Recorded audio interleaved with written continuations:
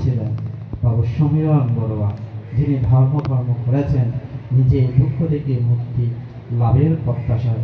এই যে এখানে যে ধর্মদূত বৌদ্ধ চত্বর, এটা আমি ওনার গত শনিবার এখানে বুদ্ধ পূর্ণিমা উদযাপনের জন্য শ্রদ্ধাদান কালেকশন করার জন্য যখন আসলাম, সুন্দর হয়েছে এই বাড়িতে, আমরা ছাও পান করেছি। আমি সন্ধ্যার সময় এদিকে একটু এই গিয়ারটা দেখে এদিকে একটু গেলাম, আসলে দেখলাম সুন্দর একটা পরিবেশ, মনোরম, মানে ধ্যান করার মতো, ভাবনা করার মতো একটা পরিবেশ। মনে হয় এই পরিবারের সদস্যরা অবসর সময়ে সেখানে একটু নিরিবিলি সময় কাটাতে পারেন। বিহার, ধর্মাঙ্কুর বিহার একটু দূরে হলেও তারা এখানে একটি সুন্দর একটি বিহারের মতো করে যজ্ঞ নির্মাণ করেছেন। সেখানে আজকে যখন আসলাম আবারও দিক দিয়ে গেলাম, সেখানে দেখলাম ওনার মেয়েরা পূজা দিচ্ছে, বাবার জন্য পুণ্যদান করছে।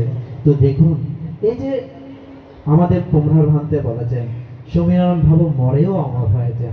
আসলে সেজন্য তো মুনি দার্শনিকরা বলেন মানুষ বাঁচে বয়সের মধ্যে নয়, মানুষ বাঁচে তার কর্মের মধ্যে। কারণ সমীরণ বাবু এমন কর্ম সুসম্পন্ন করেছেন, তার কথা, তার গুণগান, এই বাক্যে সবাইকে এটা স্বীকার করতেই হচ্ছে। তো সেজন্য আমি মনে করি সমীরণ বাবুর যে কর্ম, যে প্রসেসটা যতদিন ধরে থাকবে, ততদিন ওনার কথা এই জাতি, এই সমাজ, এই ভিক্ষু সংঘ তাকে স্মরণ করবে, তাকে পুণ্যদান করবে। তো হয়তো সমীরণ বাবু কোথায় গিয়ে জন্মগ্রহণ করেছে আমরা কেউ জানি না, কিন্তু এই পরিবারে উনি তো সবাই শুনেছি এবং আজকেও শুনলাম 3 জন সদস্য ভিক্ষু। ওনার একটা ভাই ভিক্ষু, ওনার নিজের একমাত্র সন্তান সেও ভিক্ষু, এবং ওনার একটা নাতি সেও কিন্তু ভিক্ষু। তো বলা হচ্ছে যে পরিবারে নাকি একজন ভিক্ষু থাকে, সেই পরিবারে পিতৃকুলের 7 পুরুষ, মাতৃকুলের 7 পুরুষ, 14 পুরুষ উদ্ধার হয়।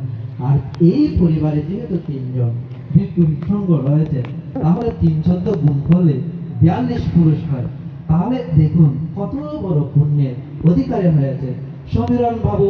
শুধু একজন ধার্মিক মানুষ হিসেবে ধর্মময় জীবনযাপন করে প্রয়াত হয়েছে তা নয়, উনি বুদ্ধ শাসনের উত্তরাধিকারীদের নিয়েই কিন্তু মৃত্যুবরণ করেছে। কারণ ওনার সন্তান এখনো শাসনের মধ্যে নিয়োজিত রয়েছে। উনি একজন বুদ্ধ শাসনের প্রকৃত উত্তরাধিকারী, এই অধিকার নিয়ে কিন্তু উনি প্রয়াত হয়েছেন। উনি কোথায় গিয়ে উৎপন্ন হয়েছেন আমরা কেউ জানি না। তা আমাদের দরকার আসলে কিছু কিছু অনিত্য সভা বলুন, কিছু কিছু সংগদানের বলুন, আমরা অনেক সময় বলে থাকি আমার জ্ঞাতি এই ছিল, এই করেছে, তাকে পুণ্যদান দিচ্ছি। আমারও একটু চিন্তা করা দরকার আসলে সমীরণ বাবু কেমন প্রকৃতির মানুষ ছিল, সে কিভাবে জীবনযাপন করেছে। আর আমি তাকে পুণ্যদান করলাম, কোনোদিন পঞ্চশীল প্রতিপালনও করলাম না, অষ্টশীলের ধারে কাছেও গেলাম না, আমার পুণ্য কি তার প্রয়োজন আসবে? কিন্তু এখান থেকে আমরা শিক্ষা নিতে পারি, স্মৃতিচারণগুলো শুনে আমরা শিক্ষা নিতে পারি এখানে সমীরণ বাবু কেমন প্রকৃতির মানুষ ছিল, তার জীবন প্রণালী কেমন ছিল, সে কিভাবে সৎভাবে জীবনযাপন করেছে।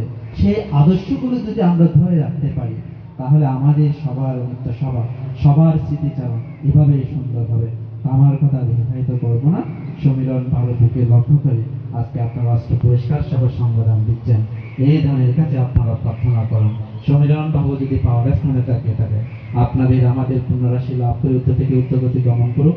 আপনারা যারা আয়োজন করেছেন আর্থিক শ্রম, কায়িক শ্রম, মানসিক শ্রম,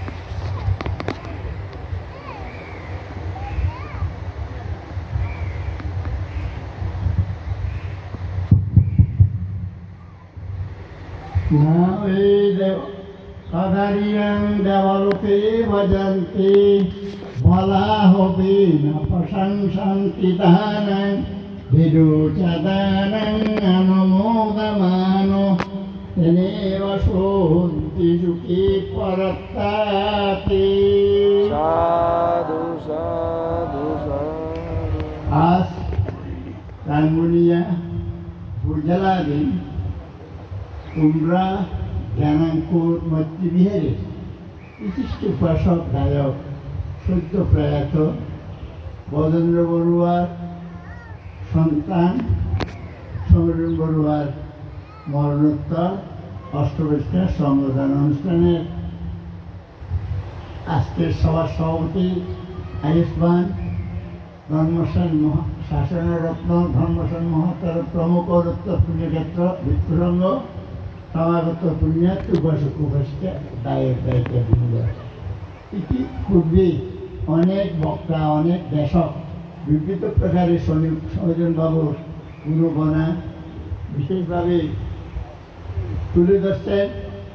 সমীরণ বড়ুয়া ছিলেন একজন সত্যিকারের মানবতাবাদী ব্যক্তি। তাই ওনার কর্মে কথায় বার্তায় আলাপ আচরণে তিনি সত্যিকারের একজন ধার্মিক লোক ছিলেন।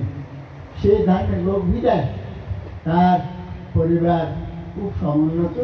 তার এক ভাই বর্তমান বাইরে ধর্মলঙ্কার নামক ভিক্ষু বাইরে আমেরিকা আছেন, সম্ভবত ক্যানাডা আছেন। আর তার ছেলে সুমন শ্রীনা কি একজন সুমন বংশ একজন বাইরে আছেন ভারতে। কিন্তু সময়ের ব্যবধানে বা বিবিধ প্রকরণে ওনারা আসতে পারেননি। না পারলে কিন্তু ওনার অন্যান্য ভাইয়েরা ওনাকে যে অন্তিম বিদায় দিয়েছেন খুব সুন্দর জাঁকজমকতার সাথে। সমীরণ বাবুর এই যে মরে গেলে উনি দেখছেন না বটে, কিন্তু জনমুখে শুনছে খুব সুন্দর হয়েছে। সেদিন সকালে আমি এসেছিলাম আমাদের এখানে বুদ্ধরক্ষিত মহাশরীর এই যে পেটিকাবদ্ধ অনুষ্ঠান বিদায়, আমি সেদিন চলে গিয়েছিলাম। তারপর এবং আজকে এসে আমি যা অনুভব করলাম সমীরণ বাবুর এই যে পরিবার পরিজন জ্ঞাতি স্বজন, উনি শুধু আমাদের স্বজাতি স্বধর্মীদের কাছে নয়, উনি প্রতিবেশীদের কাছে খুব সাদৃশ্য এবং উনি একজন জনপ্রিয়তা লাভী ছিলেন। তাই আমি আশা করব, আমি যে বলেছি না হবে কাতারিয়া দেবলোকাং বাজান্তি, কর্ম সম্পর্কে অজ্ঞ ব্যক্তিরা কখনো কুশল কর্ম করতে সক্ষম হয় না। কিন্তু যারা ধীরে স্থির প্রজ্ঞাবান ছিল সম্পন্ন, তারাই এই যে দানশীল ভাবনাশীল সমাজে প্রজ্ঞার অনুসরণ করেন। আমি জানি এই যে সমীরণ বাবু উনি অতীত জন্মের কর্ম বিপর্যয়ে হয়তো এমন দুরারোগ্য রোগের মধ্যে উনি এই যে পীড়িত হয়েছিলেন। পরিশেষে এটাই আশা করব উনি যে কুশলকর্ম করে গিয়েছেন এই কুশলকর্মের সময় ওনার পরপারের এই সুখ শান্তি সমৃদ্ধি বয়ে আনুক। ওনার শুক্রতত্ত্ব পরিবার পরিজনের প্রতি গভীর সমবেদনা জ্ঞাপন করছি এবং